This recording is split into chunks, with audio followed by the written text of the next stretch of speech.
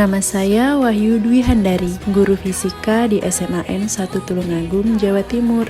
Tugas saya adalah memfasilitasi dan mendampingi siswa saya belajar untuk meraih mimpi mereka. Rasanya ini bukan tugas sederhana.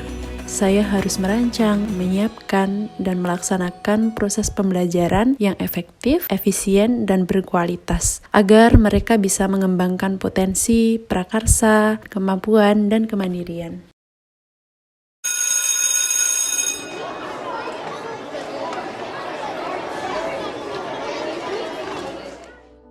Pada saat mengajar materi listrik statis, awalnya saya merasa kesulitan. Banyak siswa yang belum memahami dengan baik materi potensial listrik. Kesalahan saya adalah melaksanakan pembelajaran secara klasikal dalam kelas besar. Saya mengasumsikan bahwa siswa di kelas memiliki kesiapan yang sama. Selain itu, saya belum menggunakan media untuk membantu belajar siswa. Saya terus berpikir, bagaimana saya bisa melaksanakan pembelajaran interaktif, inspiratif, menyenangkan, dan menantang bagi mereka. Saya temukan jawabannya. Saya harus menggunakan media dan melaksanakan pembelajaran yang mampu memenuhi kebutuhan belajar setiap individu yang disebut dengan pembelajaran berdiferensiasi. Sampai akhirnya saya melakukan penelitian pengembangan media pembelajaran. Media ini saya beri nama SmartVault, media yang bisa membantu siswa mengeksplorasi besaran potensial listrik. Saya banyak melakukan pengembangan diri, belajar menggali ilmu tentang bagaimana melaksanakan pembelajaran berdiferensiasi. Coba kita lihat equalizer ini. Dari platform Merdeka Mengajar, mengikuti program guru penggerak, dan belajar kepada ahli media. Media ini juga memberikan kesempatan kepada siswa untuk melakukan eksplorasi pengambilan data secara lengkap, ya, dengan melakukan perubahan-perubahan variabel yang diperlukan sehingga siswa dapat menganalisis pencarian rumus-rumus sendiri di dalam bidang kelistrikan.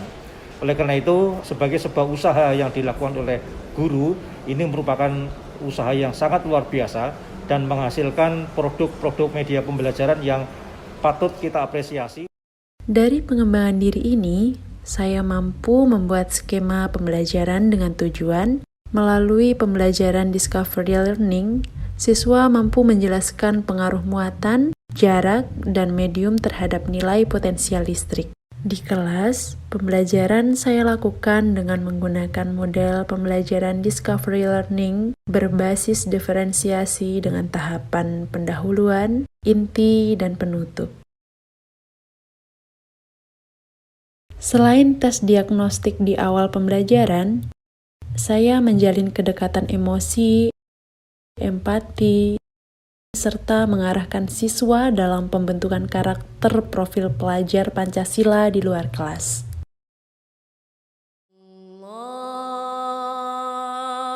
Allahu Akbar,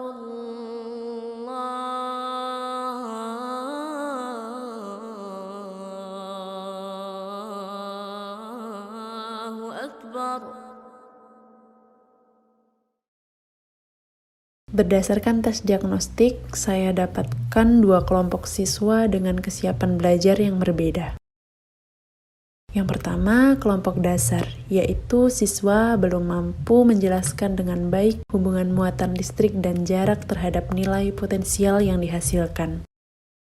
Yang kedua, kelompok lanjut, yaitu siswa yang sudah mampu menjelaskan dengan baik hubungan muatan listrik dan jarak muatan terhadap nilai potensial listrik.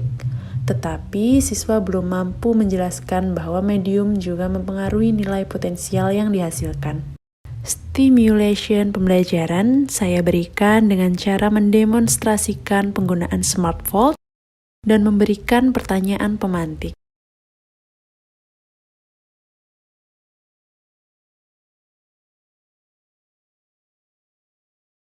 Selanjutnya, saya putar tombol pengatur tegangan pada SmartVault agar siswa mengamati perubahan nyala bola lampu sehingga mengajukan pertanyaan. Bu, mau tanya, kenapa nyala lampunya kok jadi redup? Pada saat siswa membuktikan hipotesis, saya laksanakan pembelajaran diferensiasi konten materi. Pada saat pengolahan data, saya terlebih dahulu membimbing kelompok dasar, karena kelompok ini masih belum mampu berpikir secara mandiri dalam membangun konsep. Kemudian, saya beralih melayani kelompok lanjut apabila memerlukan bimbingan. Pada saat cross-check data hasil percobaan, siswa mendapat kebebasan memilih sumber belajar yang sudah saya sediakan, antara lain berupa buku referensi cetak, e-modul dari Kemendikbud, video pembelajaran dari hasil karya guru dari platform Merdeka Mengajar, dan rumah belajar yang semuanya bisa diakses siswa menggunakan gadget pribadi mereka.